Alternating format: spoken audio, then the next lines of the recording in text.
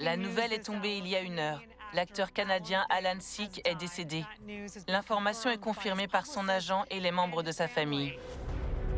Alan Thicke était un artiste aux multiples talents. Il avait beaucoup de talent. Il chantait, dansait, écrivait et réalisait des émissions. La carrière d'Alan a duré plus d'un demi-siècle. Mais c'est son rôle dans la série télévisée Quoi de neuf, docteur qui l'a fait connaître auprès du grand public. Tout le monde adorait Alan. Mais derrière une carrière auréolée de succès, reste la déception de ne jamais avoir joué dans la Ligue nationale de hockey. Sans compter cette dangereuse addiction qui l'a détruit peu à peu. Alan courait droit à la catastrophe.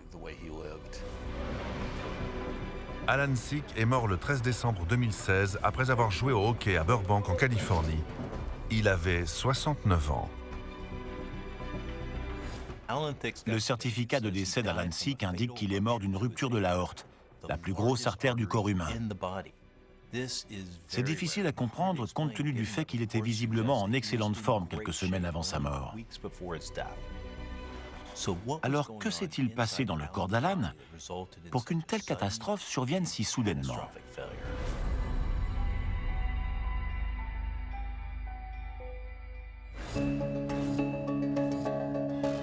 Le docteur Michael Hunter est un médecin légiste réputé dans le monde entier.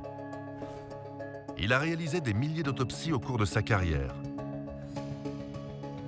Depuis plus de 20 ans, il collabore avec les forces de l'ordre et les experts judiciaires pour élucider des cas de mort suspectes ou violentes, faisant ainsi toute la lumière sur les circonstances de ces décès.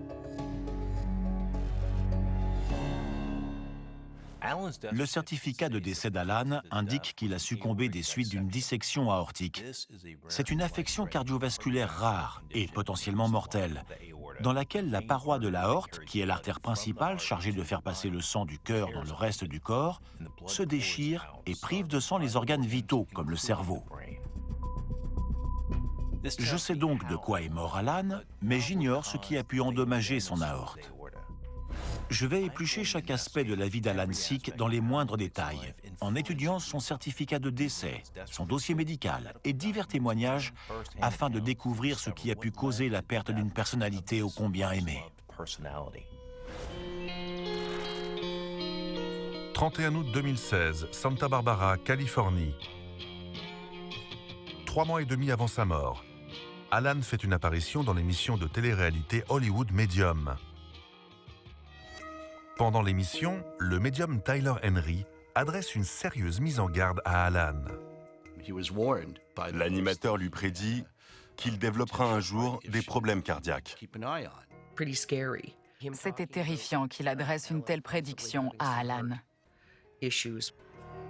Alan lui répond qu'il n'y a pas d'antécédent de maladie cardiaque dans sa famille, mais prend tout de même rendez-vous chez son médecin de Los Angeles quelques semaines plus tard pour faire un contrôle. Il s'empiffrait de cochonneries. Pourtant, son cholestérol était excellent, ainsi que son taux de sucre, son bilan sanguin et sa pression artérielle. Un vrai miracle.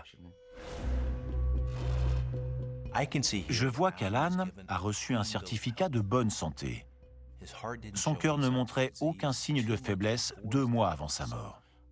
Donc, je vais devoir creuser un peu plus si je veux connaître la cause de cette dissection aortique.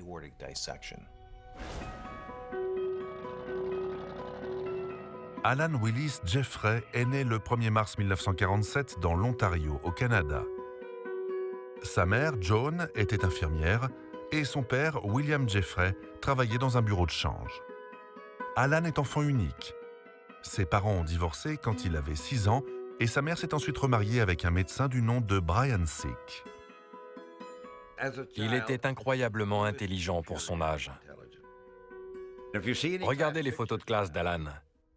Il est minuscule comparé à ses autres camarades. Ce n'est pas parce qu'il était petit en taille, mais parce qu'il avait 3 ans de moins que les autres. On lui faisait sauter les classes. Dès son plus jeune âge, Alan est attiré par la télévision. Au lycée, il se faisait de l'argent de poche en écrivant des questions pour des jeux de devinettes. Alan aime aussi le sport, en particulier le hockey sur glace. Il était obsédé par le hockey. Quand il était jeune, il adorait l'équipe de Montréal. Je pense que le sport lui permet de se comparer aux autres et de les défier. C'était une manière de montrer à ses camarades plus grands et plus forts que lui qu'il peut rivaliser avec eux et même les surpasser. C'était une manière de cultiver son amour-propre et d'engranger de la confiance. À 16 ans, il étudie à l'université et joue aussi au football américain, un autre sport très intense. Mais une blessure au genou l'éloigne des terrains. Il s'est déchiré le ménisque sur un mauvais contact. Il avait très mal. Alan a dû se faire opérer. Ce genou l'a embêté toute sa vie. Il boitait légèrement. Mais sa passion pour le sport demeure intacte. Et il se met à rédiger des articles pour un journal étudiant. Il était tellement passionné qu'il excellait dans tout ce qu'il faisait. Après ses études, ses qualités rédactionnelles lui permettent de décrocher un travail à la Société Radio-Canada. Sa carrière a décollé et il s'est mis à écrire et produire des émissions. En 1970, âgé de 23 ans, Alan épouse l'actrice et chanteuse Gloria Loring. Ils ont 2 enfants, Brennan et Robin, qui deviendra plus tard un chanteur à succès. Alan et Gloria sont tous 2 talentueux et ambitieux. Ils décident d'emménager à Hollywood, où Alan met à profit son talent d'écriture comique pour des émissions telles que Fernwood Tonight.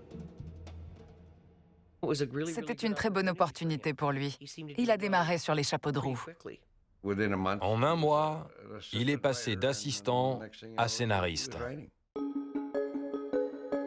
Alan avait aussi un don pour composer des jingles et des thèmes musicaux. Il en a composé quelques-uns avec Gloria. Drôle de série et Different Strokes. Il chante aussi sur la chanson de Quoi de neuf, docteur? Il a aussi fait le jingle de La roue de la fortune. À la fin des années 1970, Alan trouve le succès en tant que scénariste pour des vedettes comme Bill Cosby, Richard Pryor et Glenn Campbell. Ça lui a pris des années. Comme disait Florence Welch, « J'ai galéré pendant 20 ans et je suis devenu célèbre du jour au lendemain. » C'est pareil, Alan stagnait, puis il a écrit le spectacle de Bobby Darin. Et bim, ça a marché. Il est devenu une star d'un seul coup. Il n'a pas tardé à avoir sa propre émission. Sick of the Night a séduit un public jeune et branché, mais sa diffusion sur une chaîne mineure a limité son potentiel et l'a empêché de rivaliser avec des émissions très populaires comme le Tonight Show avec Johnny Carson. Au Tonight Show, ils ont décrété que toute personne participant à Sick of the Night ne pourrait apparaître dans leur émission. C'était le début de la fin pour Sick of the Night. L'émission a duré seulement 2 ans. Elle s'est arrêtée en 1984, l'année du divorce de Gloria et Alan. Alan était abattu, mais il n'avait pas dit son dernier mot. Le succès n'était d'ailleurs plus très loin. En 1985, on lui propose un emploi qui va changer sa vie. Quoi de neuf, docteur est une série familiale. Le personnage d'Alan est un psychiatre qui décide de devenir père au foyer. Ça m'a surpris parce qu'il était réalisateur, scénariste et producteur. Et voilà qu'il voulait faire l'acteur. J'ignorais qu'il savait jouer. Alan était incroyablement sympathique. C'était le genre de père qu'on aurait tous eu envie d'avoir. Quand les enfants avaient des problèmes, il était du genre à les prendre dans les bras et à les rassurer. Il était très apprécié du public. La série est restée 7 ans à l'antenne. Alan Thicke est devenu une vedette. Je ne compte plus les fois où j'ai entendu « Vous êtes Alan Thicke, j'ai grandi avec vous ». Alan a même été élu papa préféré d'Amérique. Il méritait ce titre de papa préféré d'Amérique, car on voyait que c'était important pour lui. Il essayait d'apporter une forme de décence à la télévision.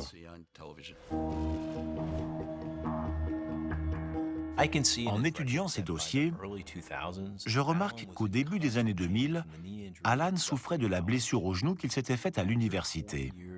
Et 40 ans plus tard, il pouvait à peine marcher. En 2005, on lui a fait un remplacement total du genou, ce qui impliquait d'enlever le genou blessé et de mettre une articulation artificielle à la place.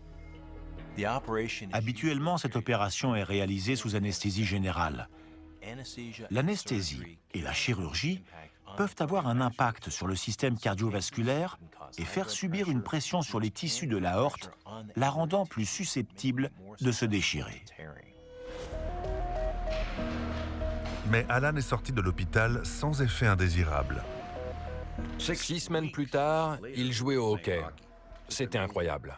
Je me souviens, il m'a dit « Papa, depuis l'opération, je me sens tout nu. » Comment ça?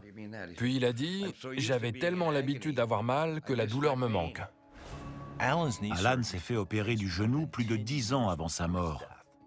Donc, je ne vois pas comment cela aurait pu jouer un rôle quelconque. Il me faut chercher plus en détail dans la vie d'Alan pour comprendre ce qui a pu provoquer cette rupture de l'aorte. Le docteur Hunter découvre qu'Alan avait une addiction aux conséquences mortelles.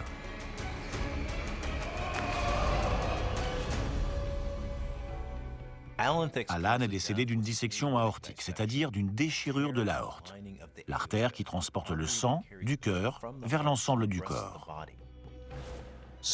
Jusque-là, j'ai découvert qu'il s'était fait remplacer le genou 11 ans avant sa mort. Dans certains cas, une pression sanguine élevée après l'opération peut affaiblir la paroi aortique et la rendre passible de déchirement. Mais comme cela s'est passé plus de 10 ans avant sa mort, je pense que ça n'a eu aucune incidence. 20 octobre 2016, Los Angeles, Californie. 7 semaines avant la mort d'Alan. Alan Sik, le papa préféré d'Amérique, et sa jolie femme Tanya sont ici avec nous. Lui et Tanya apparaissent dans l'émission Home and Family pour promouvoir la 2e saison de leur télé-réalité Unusually Thick. Quand ils sont venus nous parler de l'émission, on s'est dit que notre réalité superficielle était trop barbante et que notre vraie réalité, elle était... Trop folle. Ouais. C'est logique qu'il ait accepté de faire Unusually Thick, car c'était censé donner un coup de boost à la carrière de sa femme et de son jeune fils. Il s'est mis en retrait pour qu'il prenne la lumière à sa place. Dans l'émission, on voyait qu'Alan adorait le hockey. Il jouait 2 ou 3 fois par semaine. Ça lui permettait de rester en forme et de garder les pieds sur terre dans ce monde fou du show business. En arrivant à Los Angeles, il a formé une ligue de hockey à Hollywood. Et tout le monde s'est mis à jouer. Les Californiens qui n'avaient jamais mis de patin adoraient ça. Alan a vraiment contribué à développer le hockey ici, grâce à son enthousiasme et son amour du sport. Il aimait faire partie de ce monde. Le hockey était sa ligne de force. Il adorait ce sport parce que ce n'était pas un effort pour lui. C'est comme un jeu qu'on partage avec ses camarades, même si bien sûr, il s'agit de gagner et de mettre le palet au fond des filets. Le hockey sur glace est un sport rapide et souvent violent. Outre les risques communs à ce genre de pratique, la nature discontinue du jeu est dangereuse, car le rythme cardiaque peut atteindre des niveaux très élevés quand on patine, et la pression sanguine chute brusquement quand on s'arrête. Si la paroi aortique d'Alan était affaiblie, alors ce changement soudain de la pression sanguine pourrait avoir eu des conséquences. Et le dossier précise qu'il s'est sérieusement blessé pendant une partie.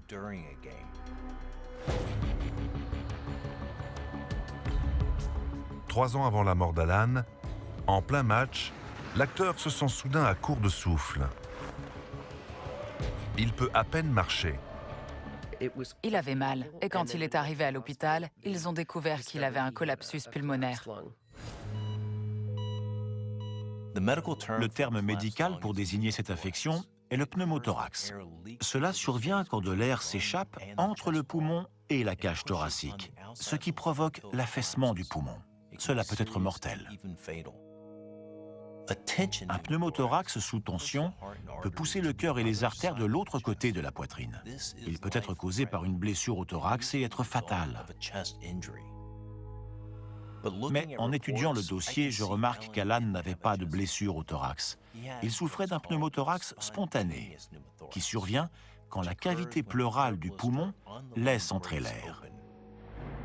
Certaines études ont montré qu'un changement abrupt de température peut déclencher un pneumothorax spontané. La température moyenne à Los Angeles est de 15 degrés Celsius et la température de l'air sur la patinoire est d'environ 10 degrés. En arrivant de l'extérieur, Alan aurait donc subi une chute soudaine de plus de 5 degrés et cela aurait pu suffire à déclencher cette affection. Les chirurgiens ont soigné le poumon d'Alan en insérant un tuyau afin d'extraire le trop-plein d'air et donc de permettre à l'organe de reprendre son volume. Ils ont ensuite remplacé une partie de la paroi du poumon et l'ont laissé cicatriser contre la cage thoracique pour qu'il ne s'affaisse plus. Il est resté longtemps à l'hôpital. Nous étions tous très inquiets. Lui aussi d'ailleurs. Je le voyais parfois pleurer. Ce n'était pas la mort qui lui faisait peur. Il avait surtout peur de ne plus jamais pouvoir jouer au hockey, ce qui revenait au même pour lui. C'était un bourreau de travail qui avait sans cesse besoin de se surpasser. Et ces 2-3 heures par semaine lui permettaient de se réaliser dans un autre domaine. Le fait qu'on les lui enlève affectait l'équilibre de sa vie et son identité. Alan était déterminé à remettre ses poumons en forme et retrouver son ancienne vie. Il a rapidement retrouvé le chemin de la patinoire et repris le cours de son existence. En 2013, il participe à l'émission à succès Celebrity Wife Swap et l'année d'après, il fait la tournée du pays pour présenter Dancing Pro Live. Et c'est vous, cher public, qui allez voter. Il était parti pendant des semaines. C'était un travail éreintant physiquement. Il m'a dit, les années commencent à me rattraper. C'est un peu trop pour moi. Ces problèmes de santé ne l'ont pas empêché de s'embarquer dans une vie de travail acharnée. Et même si je pense que son pneumothorax n'est pas directement en cause dans sa rupture aortique, je me fais l'image d'un homme déterminé, dont l'ambition débordante, aussi bien dans les affaires que sur la glace, s'est peut-être réalisée au détriment de sa santé. 11 décembre 2016, 2 jours avant la mort d'Alan. Lui et sa famille se rendent à un barbecue de Noël. Un ami remarque qu'il n'a pas l'air dans son assiette et lui demande si tout va bien. Alan lui répond qu'il a le souffle court et la tête qui tourne. Son ami lui suggère de voir un médecin, mais Alan répond qu'il s'agit seulement d'un rhume et que ce n'est rien de grave. La fatigue, l'essoufflement et les vertiges peuvent aussi être les symptômes d'une maladie cardiaque. Si le cœur ne fonctionne pas correctement, il y aura moins de sang qui circulera dans les organes principaux et les muscles, rendant le patient faible et fragile. Si le cerveau ne reçoit pas assez de sang, des vertiges peuvent survenir. Et comme le cœur et les poumons ont pour charge de transporter l'oxygène dans le corps et d'éliminer le dioxyde de carbone, il est normal que cela provoque un essoufflement. Mais peut-être que ces symptômes sont dus à l'apparition d'une déchirure de son aorte. Une dissection fatale n'est pas toujours soudaine. Elle peut parfois prendre du temps avant d'être mortelle. À Hollywood, il existe un secret bien gardé. Personne ne tombe malade et personne ne vieillit. On ne vous embauchera pas si vous êtes malade. Ici, il est plus important d'avoir l'air beau que d'être réellement en bonne santé. Alan a ignoré ses symptômes et n'est pas allé voir un médecin. Il était mince et faisait régulièrement de l'exercice, donc il n'imaginait pas être en danger.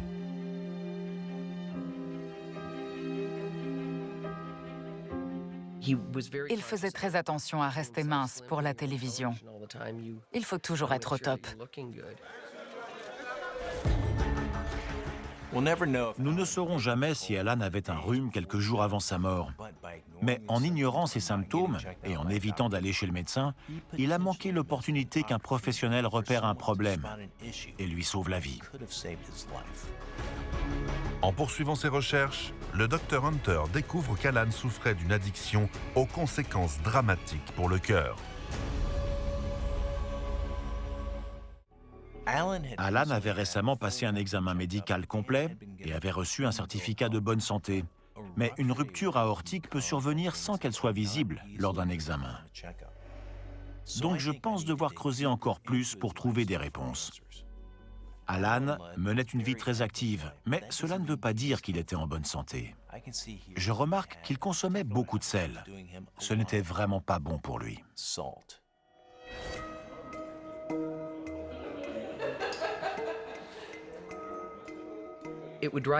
Mon père, qui est médecin, était foudrage de voir Alan mettre autant de sel. Il disait « Demain, tu viens dans mon cabinet. On va vérifier ton cholestérol. » Il utilisait la salière de manière excessive. Et je lui faisais toujours la leçon.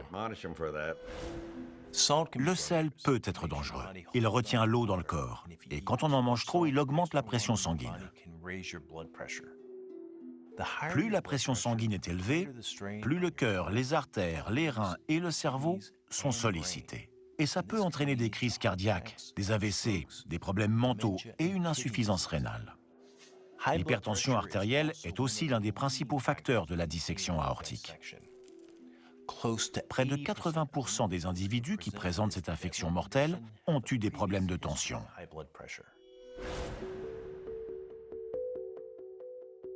Mais son sport favori a peut-être joué un rôle dans son addiction. Quand les gens jouent au hockey, ils doivent supporter un équipement massif. Les rembourrages dans le pantalon, les protèges tibia, c'est très lourd. Ils portent beaucoup de poids. De par la nature de ce sport et les équipements qu'ils portent, les joueurs transpirent énormément.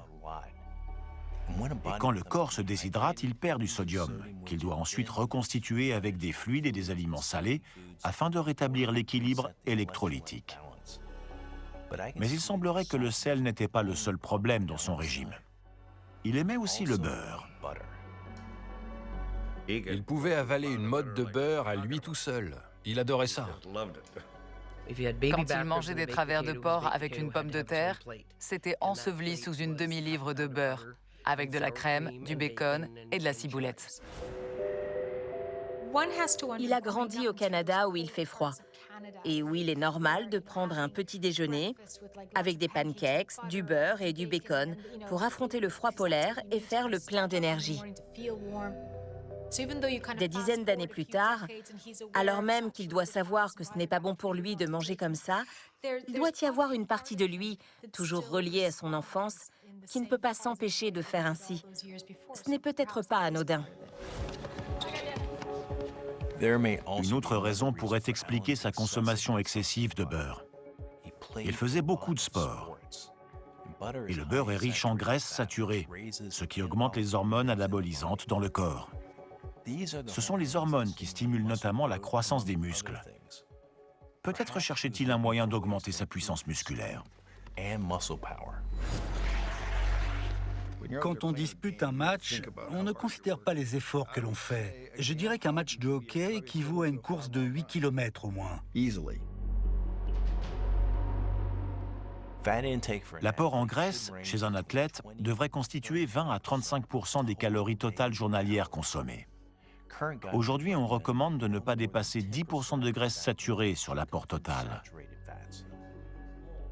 En consommer plus peut augmenter le taux de mauvais cholestérol, qui est lié aux maladies cardiaques et circulatoires, comme l'athérosclérose, l'une des causes de la dissection aortique.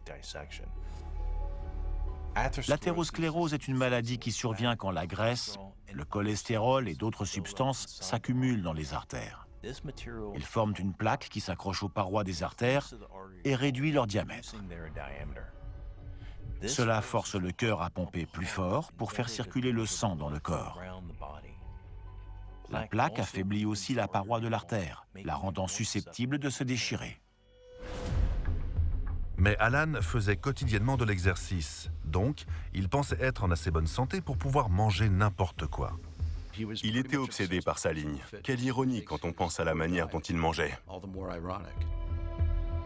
Mais Alan avait une autre manie qui rendait sa consommation de sel et de beurre encore plus dangereuse.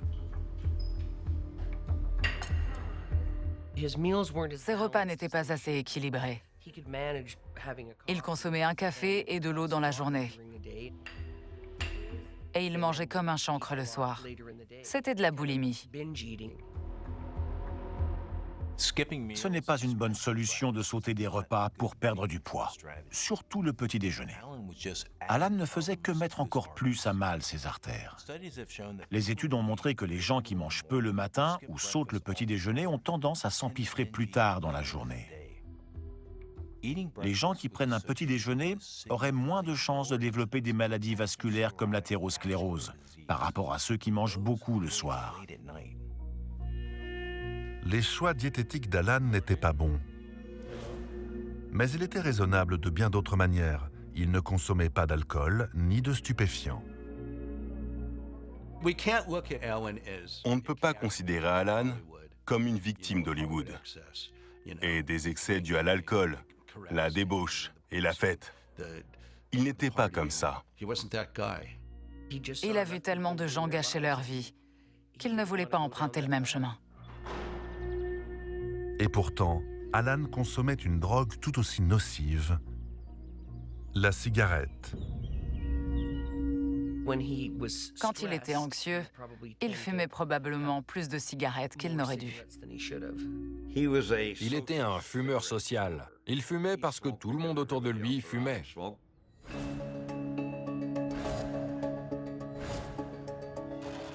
Il n'y a pas besoin de fumer comme un pompier pour souffrir des effets du tabac.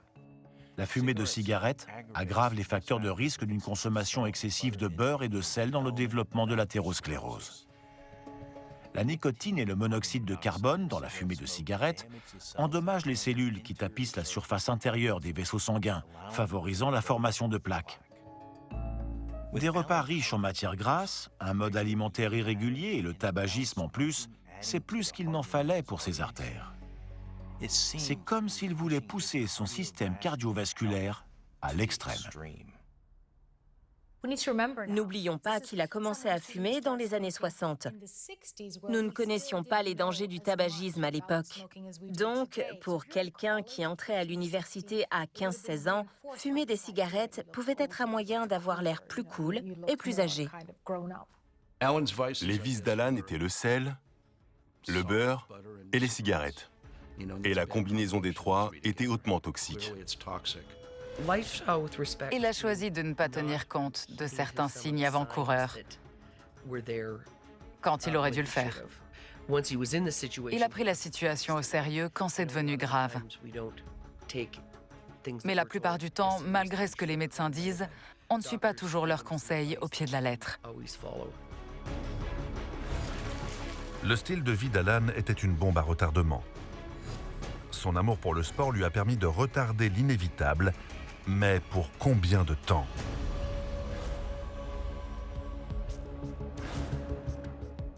Le style de vie d'Alan était un curieux mélange entre un programme d'exercice physique très strict et un régime alimentaire peu sain.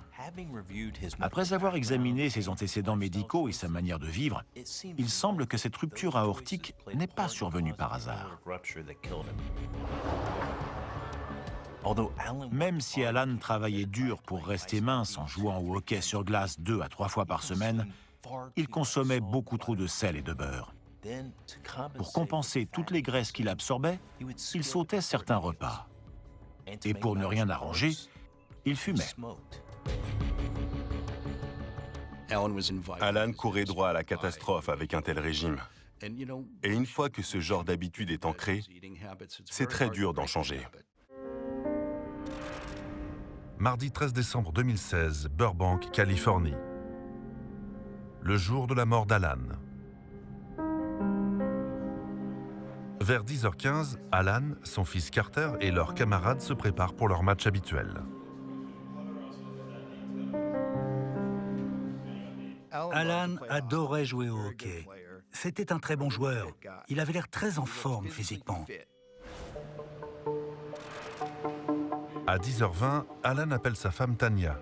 Il lui demande d'acheter du poulet frit pour le repas du midi, puis il projette de regarder la télévision et de faire une sieste crapuleuse avec elle. Il rejoint ensuite Carter sur la patinoire. Il aimait beaucoup être là avec son fils. Généralement, les joueurs s'échauffent pour permettre au cœur d'augmenter progressivement le tempo. L'échauffement est important. Il prépare les muscles et le système cardiovasculaire à l'effort. Il augmente progressivement la fréquence cardiaque, ce qui accroît la quantité de sang qui circule dans les muscles pour les réchauffer et les rendre plus réactifs. Il rend également les ligaments et les tendons plus flexibles, ce qui permet d'éviter les blessures. Dans les sports à haute intensité comme le hockey, il a été démontré qu'un échauffement neuromusculaire permet de réduire les risques de blessures. Alan n'était pas du genre à s'échauffer avant de faire du sport. La plupart des gens prennent leur temps, font des étirements. Mais Alan, lui, vivait chaque minute de la journée à fond la caisse et passait rapidement d'une chose à l'autre.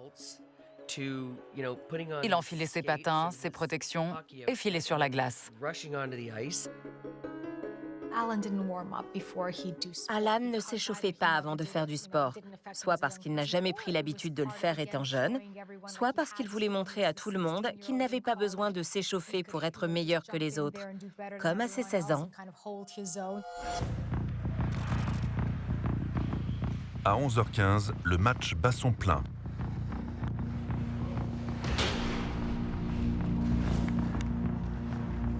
Il se donnait toujours à 100%, et ce n'était sans doute pas bon pour lui. Le hockey est un jeu rapide, et Alan était un joueur fougueux, généreux dans l'effort, et qui aimait marquer. Quelques minutes après le coup d'envoi, Alan ressent une douleur lancinante dans la poitrine et les intestins. Carter voit son père mal en point et le rejoint. Dans la plupart des cas, les symptômes typiques d'une dissection aortique comprennent une douleur sévère et soudaine dans la poitrine et le haut du dos, souvent décrite comme une sensation de déchirement. Elle s'accompagne d'une douleur abdominale, de nausées, de vomissements et de vertiges. Il était gris. Je ne l'avais jamais vu si mal. Une dissection aortique peut rapidement entraîner la mort lorsque les vaisseaux se déchirent et provoque une hémorragie très grave, généralement au niveau du cœur. Donc il est essentiel de réagir aux signes avant-coureurs avant qu'il ne soit trop tard. Nous avons appelé les secours immédiatement. Ils étaient là en 2 minutes. Et lui, il disait « C'est rien de grave, je me sens juste pas très bien, j'ai mal à la poitrine. » À 11h45, Alan est en route vers l'hôpital de Saint-Joseph. Carter est avec lui. Il prévient tout de suite ses 2 grands frères, Brennan et Robin. Carter était sacrément secoué. Et Alan a dit « Hey, fiston, prenons en photo, on en rigolera dans 1 semaine ou 2. » Il savait très bien qu'il était dans le pétrin, mais il essayait d'être fort devant Carter. Alan est envoyé aux urgences. Carter voit son père en vie pour la dernière fois.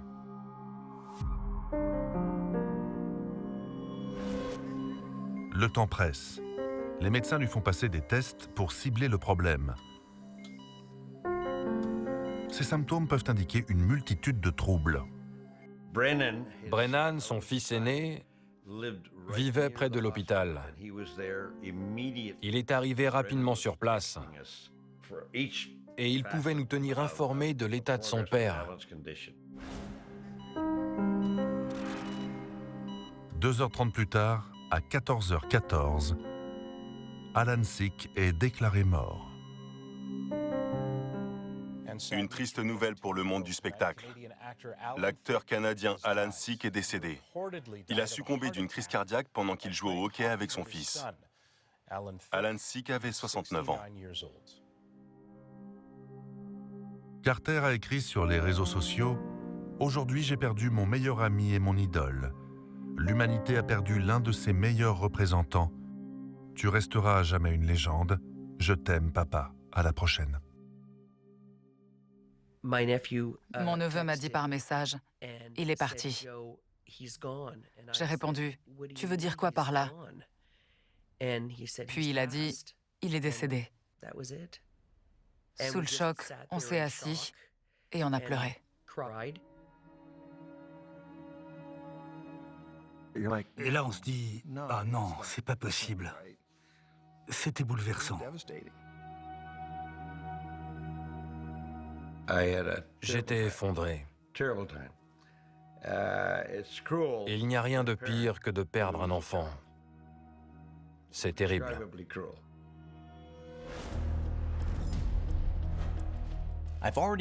J'ai déjà établi que le goût prononcé d'Alan pour la nourriture salée et grasse, et la cigarette, ont certainement joué un rôle dans sa mort. Mais je crois que l'histoire n'est pas encore complète.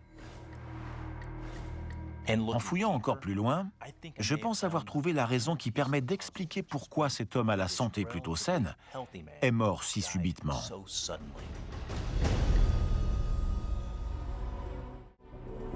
Alan Thicke est mort d'une déchirure de la paroi aortique, aux environs du cœur, causée par une forte pression sanguine. D'après ce que j'ai découvert jusqu'à présent, je pense que cette catastrophe était prévisible depuis longtemps. Toutes ces années passées à manger des aliments trop salés, riches en graisses saturées, le tout aggravé par des phases de boulimie et de tabagisme, ont endommagé son système cardiovasculaire, augmenté sa pression sanguine et fragilisé son aorte. Le docteur Hunter pense qu'un événement survenu des années plus tôt pourrait aussi avoir un lien avec la mort d'Alan. Je pense que la mort d'Alan Thicke est étroitement liée à une urgence médicale survenue 3 ans auparavant. À cette époque, Alan avait un collapsus pulmonaire dû à un pneumothorax spontané. À mon avis, c'était un signe avant-coureur. Le poumon s'est peut-être affaissé à cause d'un problème au niveau du tissu conjonctif, le tissu chargé de maintenir l'intégrité des organes du corps. Les troubles des tissus conjonctifs peuvent aussi affaiblir l'aorte et la rendre susceptible de se déchirer sous haute pression. Toutes les années où je l'ai côtoyé, il semblait être en parfaite santé. Il était toujours prêt à en découdre quand il posait les patins sur la glace. Il avait l'air bien. Alors que s'est-il passé ce jour-là pour que son aorte se déchire? Personne ne pouvait le deviner, mais ce matin-là, son aorte avait atteint le point de rupture. Il suffisait d'une légère pression pour qu'elle se déchire. Et ça s'est passé sur la patinoire. Aussitôt en tenue, Alan s'est lancé dans le match sans s'échauffer. Le hockey est un sport de contact très énergivore. Il imposait au corps d'Alan beaucoup de tension, et notamment au niveau de la paroi aortique.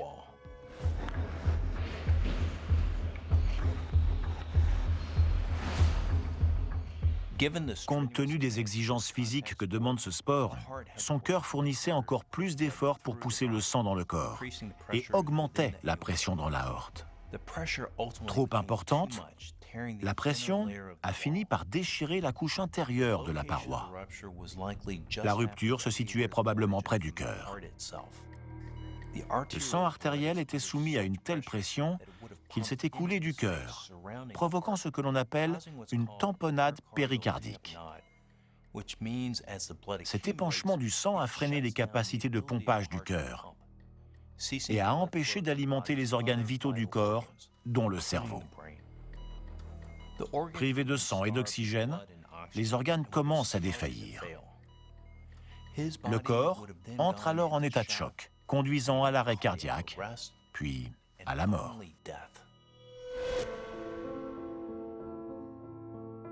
S'il n'avait pas fumé de cigarette et n'aimait pas autant le sel et le beurre, il ne fait aucun doute qu'il aurait vécu bien plus longtemps.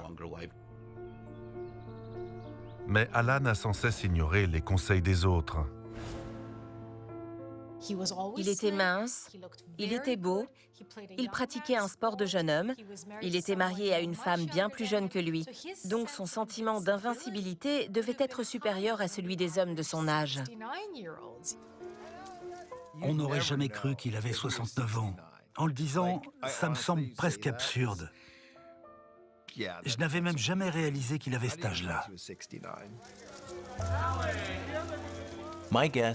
Je pense qu'il a pris ses mauvaises habitudes en grandissant, comme quand il voulait avoir l'air plus vieux et plus fort devant ses camarades de classe. D'ailleurs, c'est comme ça que le hockey est devenu un élément central de sa vie. Sur la patinoire, il faisait partie des gros bras.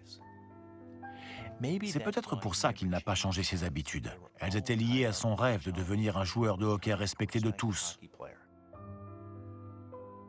Et au bout du compte, elles lui ont peut-être permis de réaliser son rêve, même s'il a fini par payer le prix fort. Après sa mort, un match de hockey fut organisé en son honneur. Wayne Gretzky, la légende vivante, le plus grand joueur de hockey de tous les temps, a organisé un match où tous les joueurs portaient un maillot floqué avec les initiales AT. On n'aurait pas pu imaginer plus bel hommage.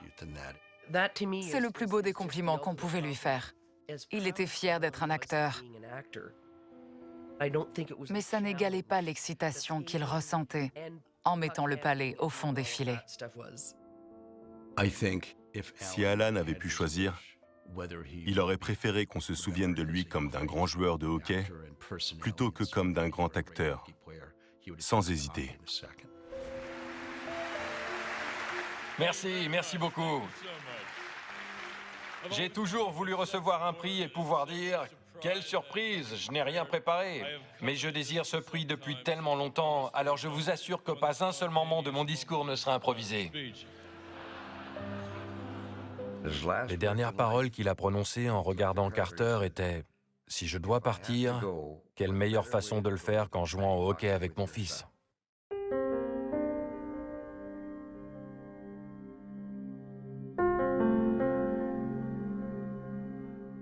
J'ai pleuré pendant des jours quand j'ai entendu ça. S'il existe un esprit canadien, je lui ai serré la main. S'il existe une âme canadienne, j'ai écouté son histoire. Et s'il existe un cœur canadien, il bat contre ma poitrine avec grâce et fierté, ce soir et à jamais. Vous n'entendrez jamais quelqu'un dire du mal d'Alan Sick. Même si c'était un mec d'Hollywood, il n'était pas snob comme les autres. Et pour ça, je l'ai toujours apprécié et admiré. C'était une des personnes les plus gentilles et les plus raisonnables que j'ai connues. Où que je voyage, j'entends maintenant « Comment vas-tu, frère canadien ?» Je vous aime pour ça et pour ceci. N'hésitez pas à venir me saluer. Merci. Alan était jovial. Et plus que tout, il aimait les gens. Je pense que le monde a perdu un sacré mec.